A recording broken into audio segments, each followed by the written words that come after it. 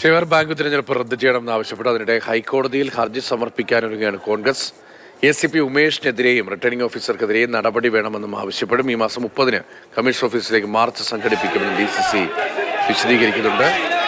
അനൂപ് ദാസാണ് വിവരങ്ങളുമായുള്ളത്. അനൂപ്, 35,000 പേരുള്ള വലിയൊരു ബാങ്ക് സംവിധാനം, അവിടെ 6,000-8,000 പേർ മാത്രമേ വോട്ട് ചെയ്തുള്ളൂ എന്നാണ് പറയുന്നത്. വന്ന പലരെയും അടിച്ചോടിച്ചു, പലരെയും തടഞ്ഞു.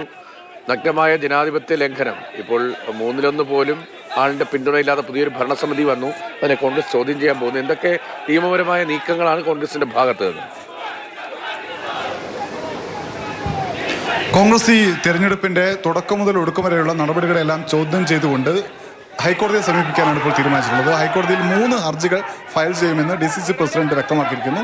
ആ ഹർജികളിലെ ഏറ്റവും പ്രധാനപ്പെട്ട ആവശ്യം ഈ തിരഞ്ഞെടുപ്പ് റദ്ദ് ചെയ്യണം എന്നുള്ളതാണ്. രണ്ടാമത്തേത് ഈ ACP ഉമേഷിനെതിരെ നടപടി സ്വീകരിക്കണം. ഒപ്പം തന്നെ റിട്ടേണിംഗ് ഓഫീസർക്കെതിരെ നടപടി വേണം. അതായത് ഹൈക്കോടതി നേരത്തെ തന്നെ നിർദ്ദേശിച്ച ഈ ബൂത്തുകൾക്കുള്ളിൽ ക്യാമറ വെക്കണമെന്നത് ഉൾപ്പെടെയുള്ള നിർദ്ദേശങ്ങൾ ലംഘിച്ചുകൊണ്ടാണ് റിട്ടേണിംഗ് ഓഫീസർ തെരഞ്ഞെടുപ്പ് നടപടിക്രമങ്ങൾ പൂർത്തിയാക്കിയതെന്ന് കോൺഗ്രസ് ആരോപിക്കുന്നുണ്ട്. ഒപ്പം തന്നെ CPM-ന്റെ ജില്ലാ കമ്മിറ്റിയുടെ ഗൂഢാലോചനയുടെ ഭാഗമായിട്ടുള്ള ഇടപെടലുകളാണ് ഇന്നലെ പുലർച്ചെ 4 മണി മുതൽ വൈകിട്ട് വരെ ഈ വോട്ടെടുപ്പ് സ്ഥലത്ത് നടന്നത് എന്ന ആരോപണം ഉന്നയിക്കുന്ന കോൺഗ്രസ്. CPM-ന്റെ ഏരിയ കമ്മിറ്റി അംഗങ്ങളും ലോക്കൽ കമ്മിറ്റി അംഗങ്ങളുമാണ് വോട്ട് ചെയ്തത്. അതിന്റെ തെളിവുകൾ ഉടൻ തന്നെ പുറത്തുവിടുമെന്ന് കോൺഗ്രസ് നേതാക്കൾ പറയുന്നു. ഒപ്പം തന്നെ CPM-ന്റെ ജില്ലാ സെക്രട്ടേറിയറ്റ് അംഗം നിന്ന് തന്നെ പ്രഖ്യാപിക്കുകയാണ് കോൺഗ്രസിന്റെ ഏജന്റുമാരെ അകത്തേക്ക് കടത്തിവിടില്ല എന്നുള്ളത്.